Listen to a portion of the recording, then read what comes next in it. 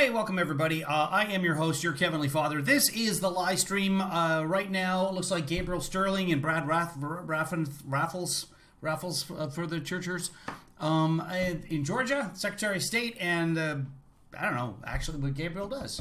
He's somehow involved in the election process. He's in charge of something. He might be head of elections. I don't even know. Anyway, he's one of the guys who disputes the weird conspiracy theories.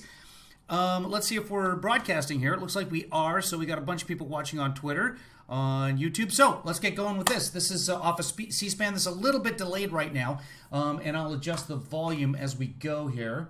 I just saw this happening, and I was like, I want to get this up right away, so let me make it so you can hear it. I'll turn the volume up, because C-SPAN is typically very quiet. Let's play just a little bit and see how it goes. We have 962,886 mail and absentee ballots received.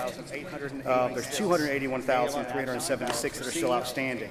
There's 281,376. That should fix that. And now we go over here. I'm hoping to get the military received and outstanding before the end of this press conference, which will hopefully come in on my cell phone. Early vote in person, obviously we smashed the record for turnout on that one. We're at 2,074,857. So that means right now we're looking at 3,037,743 votes that have already been cast across Georgia. Now the previous record for a runoff election was a 2004, I think it's right, Saxby-Chambliss race, which was 2.1 million votes that were cast. That is the previous record. And in the election 2018, runoff election, we saw just under 1.5 million. So obviously a lot of interest. I'm sure Georgians are tired of TV ads, text messages, voicemails, and mail. So it's all going to end very soon, hopefully.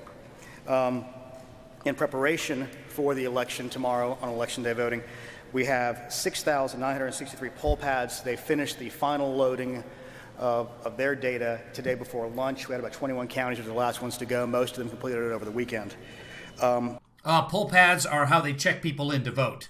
So they can be connected to the internet. That's fine. There will be a total of 2,648 polling locations open on election. Yeah, all I do is just watch the guy doing the interpretations. It's like no interest in watching Gabriel Sterling. Day. We have a couple that have been closed due to some shortages and some other COVID. And then they do something cool, like they make a sign where they go like that, and they go, "Oh, election day! I get it, because you're putting a vote into a box. I got to remember that." And by 10 minutes from now, it'll be gone. Related items, but the total we have right now is 2,648. We don't anticipate changes, but that always may happen. We have shared those locations with Georgia Power and the EMCs in case there's power issues or any other issues that might come up from that. And we've seen a few shortages of poll workers. So I think specifically we saw Morgan County. They're going to lose 2 locations because of that. Now, what we've seen also is a difference in the turnout models depending on congressional district and county in this state so far, in large part driven by the continuing misinformation and disinformation concerning the value of people's votes in this state. The Secretary wants me to make clear that everybody's vote is going to count. Everybody's vote did count. I want to make that abundantly clear. If you care about, the value, even the dead people, values and directions of the nation you want to see, it is your obligation to turn out and vote tomorrow, be you Democrat or Republican. However, right now, Gabriel Sterling's awesome, and when he laid it down to the senators and the president. Fantastic work. I got nothing against Gabriel Sterling. Number 1 on my list. I'm watching the guy doing the interpretation. I'm just saying, when it's like, if you've got a 6-ounce porterhouse and there's a Big Mac, well, some people they're going to take the Big Mac. If it's in Georgia, they're taking the Big Mac. Now, given the nature of the president's statements and several other people who have been aligned with him previously, who've literally had a rally saying protest and don't vote, we are specifically asking you and telling you, please turn out and vote tomorrow. One of the things specifically I've had to argue with people whom I've known for 20 years. They say, well, we feel like our election was stolen. We feel like our votes don't count. And I said, okay, I'm not acknowledging that the election was stolen because it wasn't. I'm not acknowledging that there was massive voter fraud because there wasn't. But I said, but if you believe in your heart of hearts that there was, the best thing for you to do is to turn out and vote and make it harder for them to steal. If that's what you genuinely in your heart of hearts believe, turn out and vote.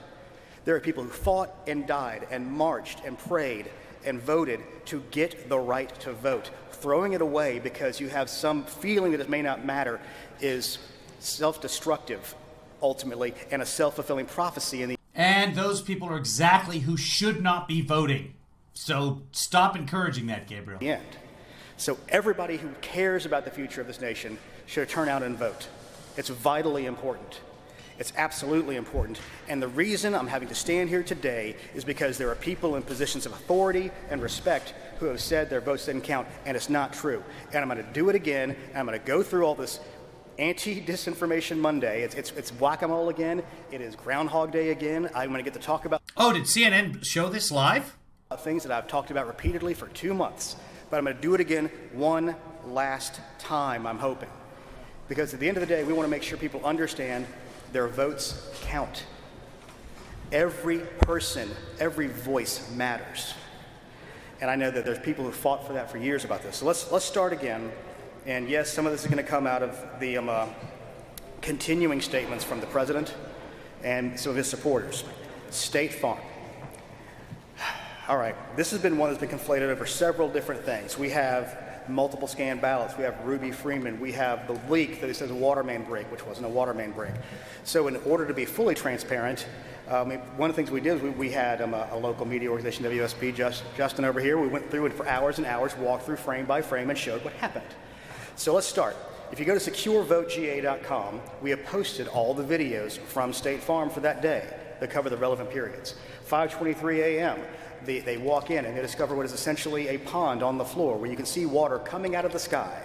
So they say, okay, we can't do our work here this morning. They call in the State Farm people. It's not Fulton County people, which is one of the other things they said. There's no Fulton County work order to fix the water leak. And guess what? It wasn't in a Fulton County facility. It was in State Farm.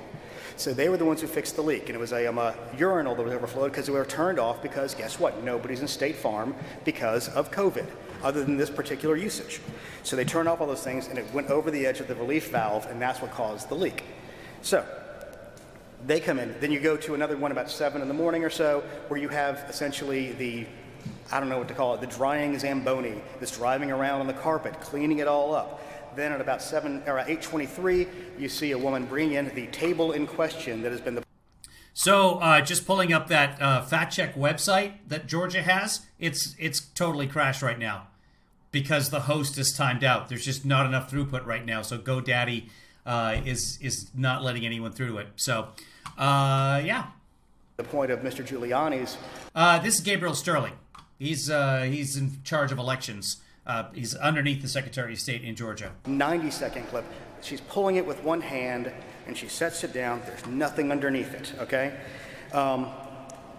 Then you can fast forward to later in the day, about 9:45 or so. Everybody there are two groups of people there. There's cutters and there are scanners. What happened was the cutters began putting their stuff away because everybody was under the impression they were going to get home. We have discovered this. So they start putting covers over the cutting machines and everything. So then we see also, while the monitors and the press are still in the room, they bring out the carriers, which are normal absentee ballot carriers. And I will admit, when I listened to the audio of the phone call and the president brought that up again, and I heard it on a radio ad again today, I wanted to scream. Well, I did scream at the computer, and I screamed in my car at the radio talking about this because this has been thoroughly debunked. They bring out the normal absentee ballot carriers. There are monitors in the room. There is press in the room. They take the ballots that have been opened, put them in carrier trays, and put them in there, and then put them in the boxes, put the lid on because the lid matches the box, and then you see at one point during the video a woman crawling on the floor putting the numbered seals on them so they can keep the chain of custody. Approximately 10:25, 10:30, the secretary in our office receives word that Fulton County is shutting down for the night at State Farm Arena. So, as some of y'all who were there on election night recall, the secretary got a little irritated with this and made his feelings quite known. He says, some of us will be working through the night. We're glad to see that Fulton County sees the need to just go ahead and knock off for the evening.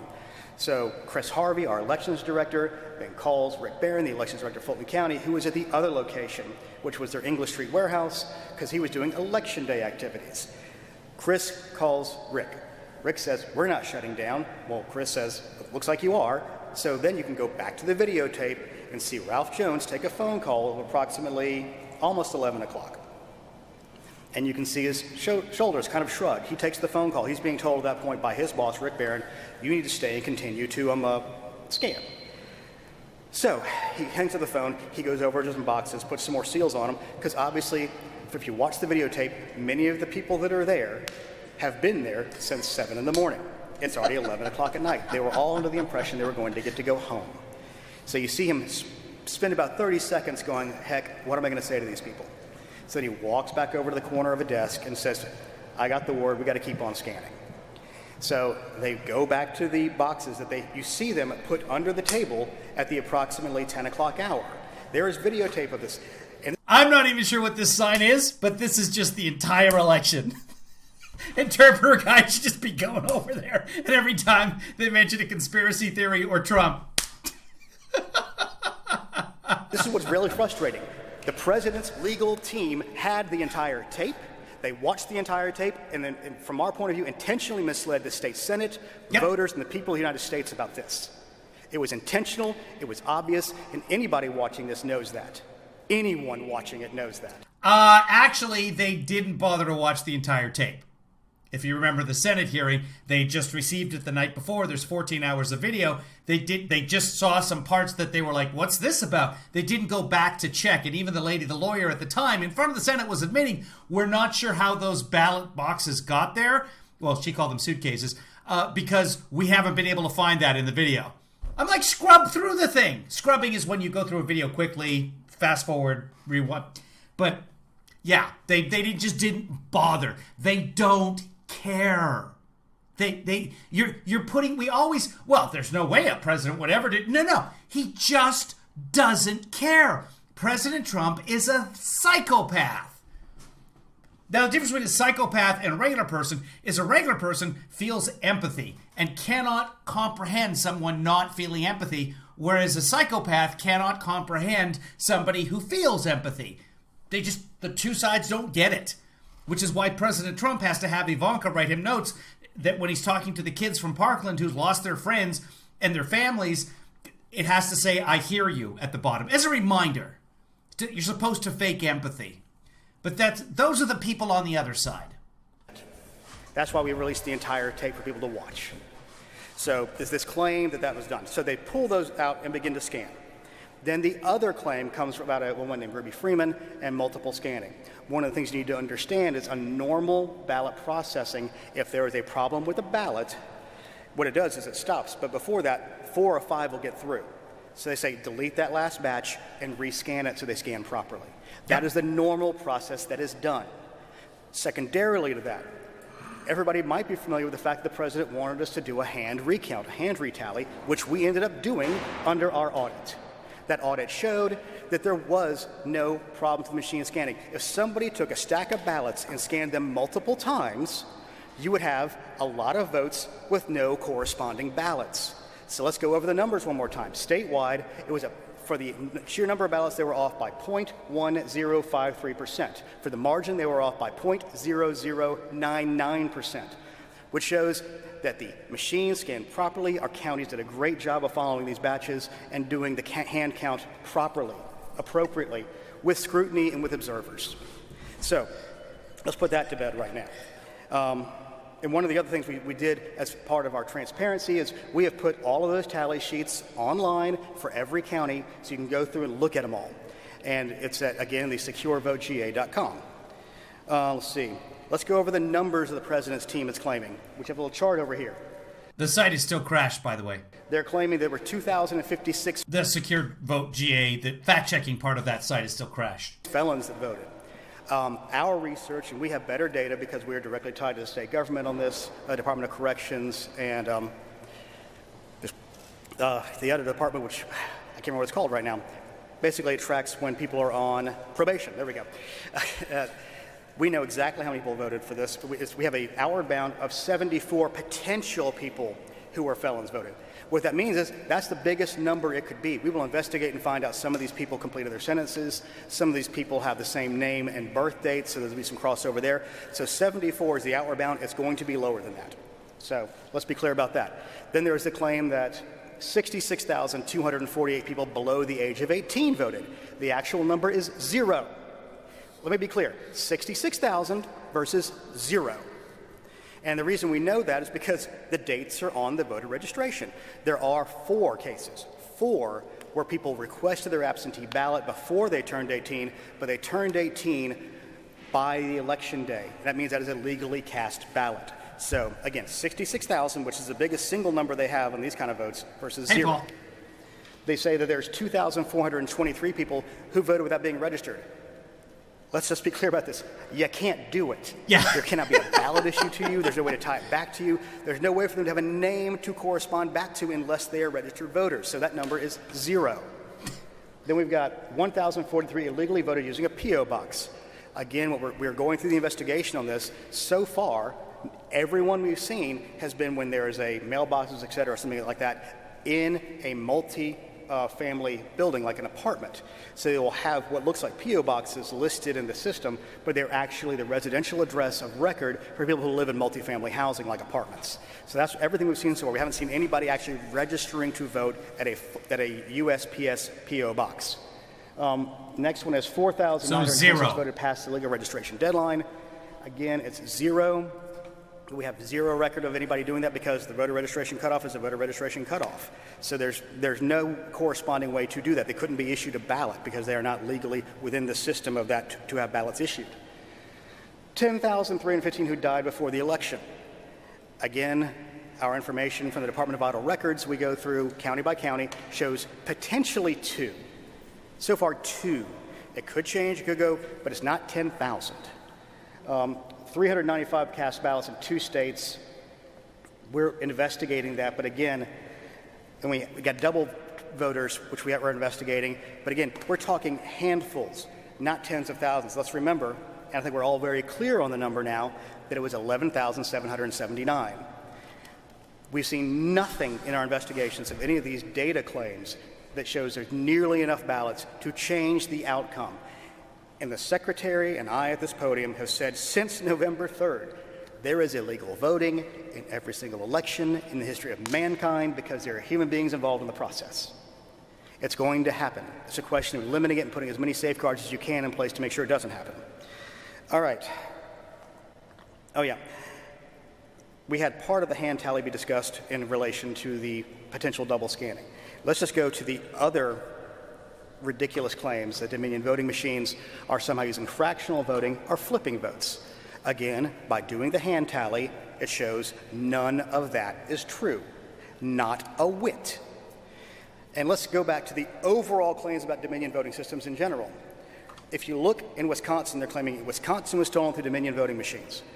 In the 14 counties in which Dominion voting machines were used in Wisconsin, the president got 59% of the vote. In the counties in Pennsylvania where Dominion voting machines were used, he got 52.5% of the vote. He made a claim at one point that over 900,000 votes were deleted by Dominion machines, and the 14 counties where that happened, they had 1.3 million people vote. That was 70% plus, a 76% turnout. In order for 900,000 to have been deleted, they would have had to have 160% or 130% turnout. That did not happen because it cannot happen. Again, this is all easily, provably false. Yet the president persists. And by doing so, undermines Georgians' faith in the election system, especially Republican Georgians in this case, which is important because we have a big election coming up tomorrow, and everybody deserves to have their vote counted if they want it to be, Republican and Democrat alike. Now, let's move on to signature matching. There were just a call out here. If you're watching live and you do know sign language, please chime into the chat room. Whatever platform you're on, please chime in if you know ASL, because I would love to know what some of these signs are. Claims about signature matching not being done. They were based on feelings. We believe. No specific evidence was ever brought up until in one of the Trump filings, there was a specific allegation the signature verification was not being done on the absentee ballot request form properly in Cobb County during the June primary. So that's the first time we had a specific actionable claim of signature match not being done. So with that in mind, the governor graciously offered, after the secretary and he discussed, potentially using GBI resources. So we got GBI to to come alongside Secretary of State investigators, multiple teams. Vic Reynolds stood here last week to announce the outcome of that. And of the 15,118 absentee ballot envelopes that they investigated, they found 2 with potential problems. 2. 99.99% was properly done. And of those 2, the actual voter who was intended to be marked as voting was the actual voter. They could have been done through a cure period, which would have been a better way to do that. Another thing they want to talk about is the vast difference in rejection rates. Well, what we've seen is... GBI is probably the Georgia Bureau of Investigations. I'll confirm that. There was not a vast difference in rejection rates. What's happening is, in order to confuse people because they don't understand election systems, is they're conflating the entirety of absentee ballots that were rejected versus those that were rejected for signature mismatch. Yeah, Georgia Bureau of Investigations, so like the FBI, but just for Georgia. Or missing a signature. Now, we're also comparing apples to oranges. In 16, I've done this so long, I don't want to screw up these numbers, but I'm going to give the general, don't hold me this exact number. I think it was 0.26%. In 18, it was 0.16%. And in 2020, so far, it's 0.15%. We've gotten some updated numbers on this now. And the difference is, in 2019, HB 316 was passed, which allowed there to be curing of ballots. So there are teams of Republicans and Democrat, young people running around the state as we speak, finding people who have signature issues to cure their ballots. That's going on right now. And the Democrats did a much better job of that during the general election. The Republicans were not prepared. The Democrats had their own forms set up. They had teams set up. They were ready to go. It was sort of a late entry on the Republican side to do some of those. Which is exactly what happened in Pennsylvania, where the 7 Democrat counties, wasn't set up by counties, but everybody could cure their ballots in Pennsylvania. That's the law. And the Republicans just dropped the ball. And about 5,000 total ballots were rejected for some purpose, and about 2,600 of those were cured. So that means the final rejection number was around 2,400 ballots, around the total of 5 million, or a percentage of the 1.3 million that we saw that were voted absentee. That's incredibly impressive, by the way. Let's go into some of the more new things. There is no shredding of ballots going on. That's not real. It's not happening. There's shredding of... Oh, I'm totally going to remember shredding. This is shredding, everybody. This is shredding. Like, as in yesterday, I was on my wakeboard totally shredding the waves. This is Trump's. This is the one sign Trump always does. It's a sign for everything. Can you imagine Trump as an interpreter? What? You listen to Gabriel Sterling and I'll do Trump. I don't have the room. Envelopes that were the non-used ones, or there's also shredding of the secrecy envelopes that came through. We saw some of those in the Senate hearing, and it's obvious that they are the secrecy envelopes, which have no evidentiary value because there's no signature on it, there's no way to match it back, they're just basically trash. The law requires you keep the signature and oath envelopes and the ballots themselves for 22 months. Those are all being kept. Let's see. This is what I don't fully understand. No one is changing parts or pieces out of Dominion voting machines. That's not a real, I don't even know what that means. It's not a real thing. That's not happening. The president mentioned on the call yesterday or from 2 days ago. That's, again, not real. I don't even know how exactly to explain that. Let's see. Secretary Raffensperger does not have a brother named Ron Raffensperger. That is also not real. The president tweeted that out as well. Let's see. I love this! This is my favorite time of the year. We should make this a holiday. This is the 4th. This is the new 4th. I've got such a long list. Oh, yes, the other really fantastical thing we saw the other day was a potential hacking of Dominion equipment during a Senate hearing last week. That did not happen either. Let's go over a couple of reasons why. First of all, ballot marking devices and scanners, neither one have modems. It's very hard to hack things without modems. There's nothing to talk to. So let's get that clear. The poll pads, which is a no-ink device, does have the ability to connect to Wi-Fi, which we use it for loading purposes and in case there's an issue on election day, but they are not hooked up live all the time. And if they saw anything, they could see traffic back and forth, but it would basically be like watching a river go by. You couldn't get in. It's essentially, if they did this, which we have no proof of. We have claim after claim after claim with zero proof. Zero. And signed affidavits are part of an evidentiary trail, but they have to be investigated. Let's not bicker about what percentage of proof we have. Let's just believe. And let's remember, everybody who came and gave testimony, it was public comment, at the state Senate hearing. This office was never asked to come and discuss those items without. Just hold on. Just watch. I gotta do a close-up feed on the interpreter here because I am loving this guy. Let's see. How can I do this? Give me a second. Let me see what this does. That doesn't do it. There we go. And let me make this big so we just see him because I am absolutely loving this cat. Okay, hold on. We'll make it even bigger. Okay, let's go back. Let's get rid of this idiot in the corner here. Give me a second.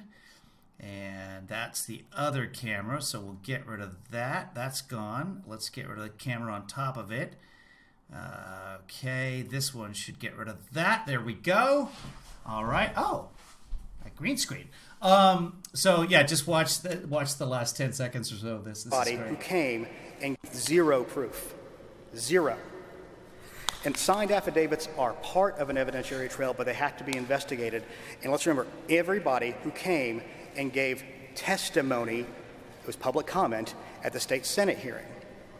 This office was never asked to come and discuss those. I hope that's like the testimony at the Senate hearing. I love this man. I don't even know if that's the right son. Is anybody who knows ASL who's in the chat room yet? Paul says, Kevin, listen for the so-called reporter who yelled out a question after the secretary left. Okay, we'll listen until the end. But I just the expressions on this guy. Everybody who came and gave testimony, watch him. It was public comment at the state Senate hearing. This office was never asked to come. That was Karen who gave. No, that's the successful businesswoman giving her testimony, and he is dead on. And discuss those items with that state Senate subcommittee. That didn't happen either, which I find interesting because obviously they're making wild claims that, again, undermine people's faith in the system. Let's see. Oh, yeah, this is another one that came over the weekend from the... Okay, Sean just posted a link of...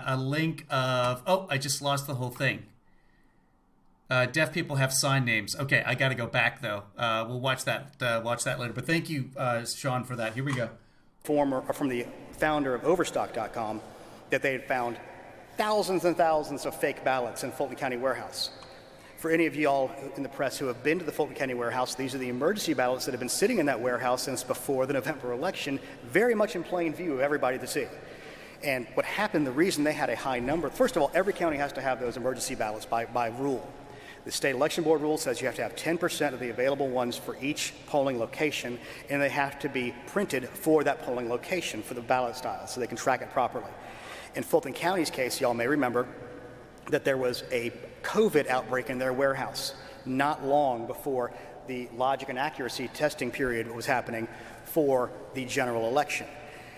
In a very wild abundance of caution, they had what they referred to as not Plan A, not Plan B, but they referred to it as Plan C, which was if we can't get people in to do the logic and accuracy testing on all of our equipment, we're going to print up 100% of our ballots we need to let hand marker ballots be what we have to do if we cannot get the machines done.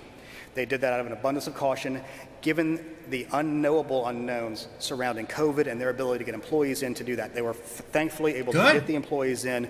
Dominion staff came in to help them make sure they got the logic and accuracy test done, so they were able to deploy all of their BMDs and their BMD carriers and scanners, so they didn't have to use those ballots, but that's why those ballots existed. They are not fake ballots. They are real ballots. They are unused ballots. And what I find really interesting about this is they were in shrink-wrapped items in boxes that are sealed. What can you do with those? They're sitting right there. Everybody saw them.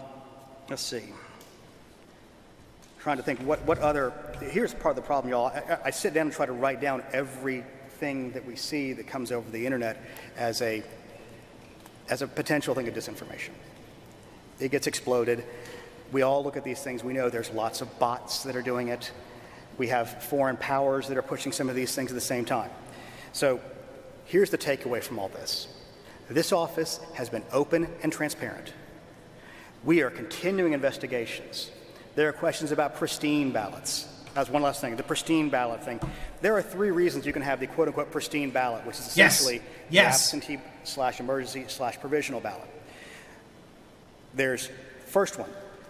Military and overseas voters oftentimes will get what they call an electronic ballot.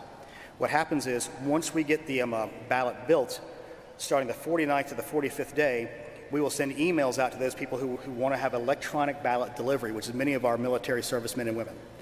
So they take that, they print it, and they bubble in their choices. Now, obviously, that's on an 8.5 by 11 piece of paper or 11 by 14 where they can print it on. So it's not sized properly to go through a scanner. So when that comes back to the county, they will duplicate that on a flat, unfolded piece of paper on the absentee ballot/emergency ballot. That's a normal process for many of the military and overseas voters that are electronically delivered. The other situation you might see that in is an emergency ballot situation. If a ballot marking device goes down or wasn't used, which is the case we saw in the morning in Spalding County on Election Day, they will use the emergency ballots as backup. And those will just be scanned directly into the machine and not folded. And the final place you would see that is on a damaged or adjudicated ballot that was not adjudicated through the electronic system. Or in Fulton's case, what you saw was they were putting so many of the absentee ballots through their cutters that occasionally would catch the ballot itself and slice it. In Fulton County's case, they did the vast majority, I think 100% of their duplication on a BMD. In Cobb County's location, I think they did all those on hand-marked paper ballots. So there's a difference of use and processes within each one of the counties. So that's why you would see quote-unquote pristine ballots. Wednesday, we have all heard the reports that there's going to be several senators and congressmen who will be objecting to the electors being seated. BMD is a ballot marking device. It's basically a printer on the ballots. We anticipate that each time they do that, they're going to go, they'll separate out, they'll have their debate for 2 hours. The state of Georgia... Wait, what is happening about Scotland, guys? What are you guys talking about in the chat room? Those electors will get seated. They will look at this evidence as best they can in such a way, and it will be voted on by the House and Senate. And we anticipate that, and that will prove our certification was proper at the end of the day, and that we follow the process properly. And I give you back to Senator Tom Cotton's statement from earlier today that says this is the process that we follow. This is the appropriate step under the Constitution, of the laws of the state of Georgia, and the laws of the United States. Oh, thank you. I just saw that. Yeah, Politico Prestwick Airport. That's the one near his golf course in Scotland. Has been given notice that Trump may be showing up on January 19th. Okay. So that's interesting. Will Trump go somewhere with his extradition? Because he's ready to be charged. As soon as he's out of office, he can be charged with his crimes. With that, I want to say, and we know that he is a unindicted co-conspirator in the Michael Cohen case. We know this because in the description of individual number 1, it says the candidate who later went on to become president of the United States. That's one guy. That narrows it down. Yeah, Turnberry golf course. If you're a Georgia voter, if you want your values reflected by your elected officials, I strongly beg and encourage you, go vote tomorrow. Do not let anybody discourage you. Do not self-suppress your own vote. Do not make a self-fulfilling prophecy out of doing this. Don't let anybody steal your vote that way. And that's what's happening. If you self-suppress, you're taking away your important voice from this election. So with that, I'll go ahead and take any questions y'all got. Sorry? Oh, sorry. I didn't know there was a microphone back there. Justin. Yeah. Hey, yeah. Is the Secretary of State or the State Election Board considering asking either the Fulton DA or the Georgia Attorney General to investigate the call with the president over the weekend? I do not know that. Any discussions of that? Not that I'm aware of. From all of you've said there, I mean, do you believe, as some have said, that what happened in that phone call was an attack on... I'm having a really hard time hearing you. I apologize. I'll come down there. Do you believe, as some have said, that this is an attack on democracy? There we go. We can hear that. I'll start again. Yes. As some have said, do you believe that what happened in that phone call was an attack on democracy? I'll leave other people to make the decision on that. I personally found it to be something that was not normal, out of place, and nobody I know who would be president would do something like that to a Secretary of State.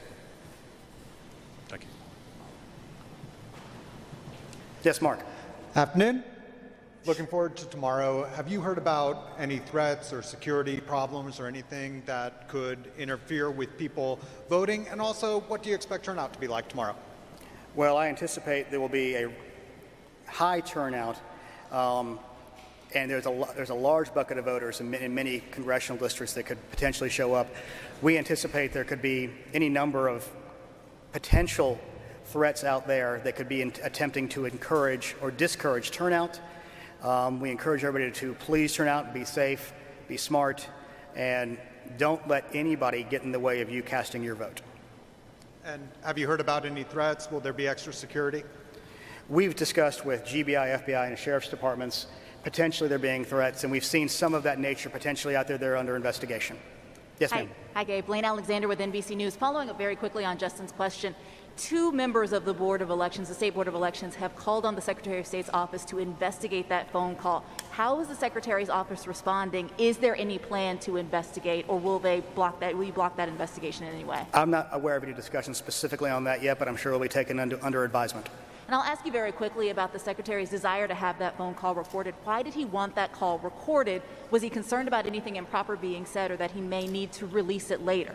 I think given the environment we're in right now and political situation that we're in and the history of the president, knowing that he sometimes doesn't necessarily Obey the law. characterize things as they might have actually occurred, it was out of an Lies. abundance of caution. But He I'm sure lies. many people, I'm sure the president's side recorded it too, so they might have been the ones that leaked part of that as well. Thank you. Nah. I get Matt Finn with Fox News National. Yeah. How do you interpret the president asking the Secretary of State to, quote, find votes on that phone call? Is it fair to say the president was asking the Secretary of State to fraudulently find or flip votes? I don't know if you're trying to fraudulently find the votes, but the thing is we have certified this election, so there are no more votes to find. And we will continue investigations. He has an election challenge. And one of the things that they were discussing. Oh, hold on. We'll go back. This was the delayed feed. The Secretary. So we should be able to catch up. Is it still happening live? Looks like it still might be happening live. I got to refresh the page. Give me a second here, kids. And let's see if it's still happening.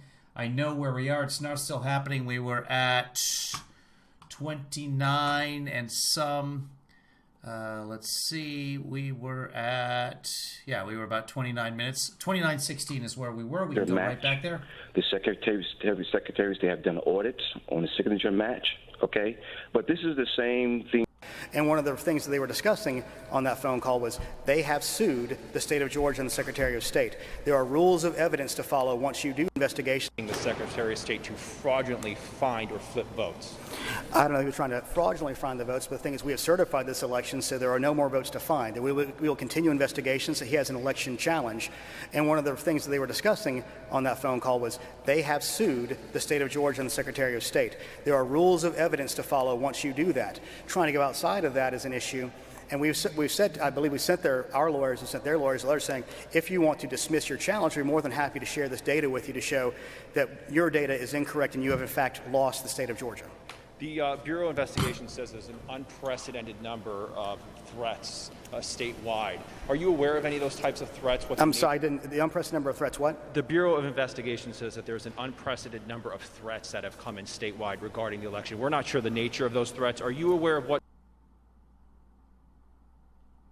type of threats you guys may get? We're aware of some, but we're trying to not discuss in too much detail about that while I try to investigate and find out what the actual nature of those threats may be. Hey, Gabe. Konstantin Turobin with CNN.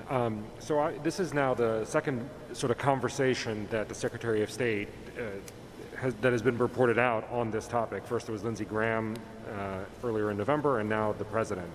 Has the Secretary of State's office been contacted by any other members of the Trump administration or GOP officials?